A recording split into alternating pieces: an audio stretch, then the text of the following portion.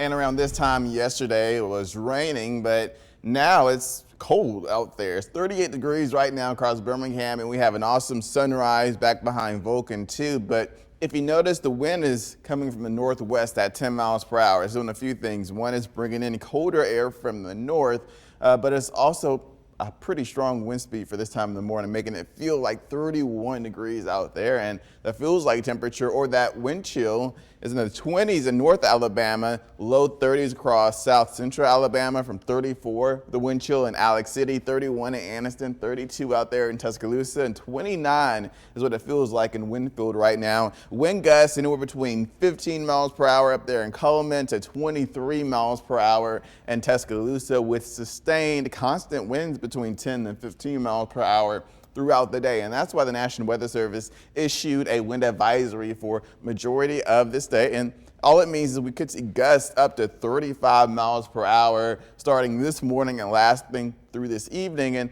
I wouldn't be surprised if we saw a little bit of that tomorrow morning too. But we're starting out this morning with gusts between 15 and 25 miles per hour. Gusts could climb again up to 35 miles per hour, likely around 3 p.m., especially across East Alabama. And because of those strong winds and the cooler air coming in from the north and coming in from Canada, temperatures are going to feel like the 30s and 40s pretty much all day. And if you're in the shade, it's going to feel cooler. If you're out in the sun, which it should be clear today, it'll feel a lot more comfortable and a lot more warmer. And then temperatures continue to drop once the sun sets. By tomorrow morning on your morning commute, wind chills will be in the teens, if not in the single digits. So make sure you bundle up on your way out the door tomorrow morning too. And by tomorrow afternoon, winds are going to start to die down, but still in the 30s across the board. So just a cold start to the next several days. The wind should be close to calm by Tuesday,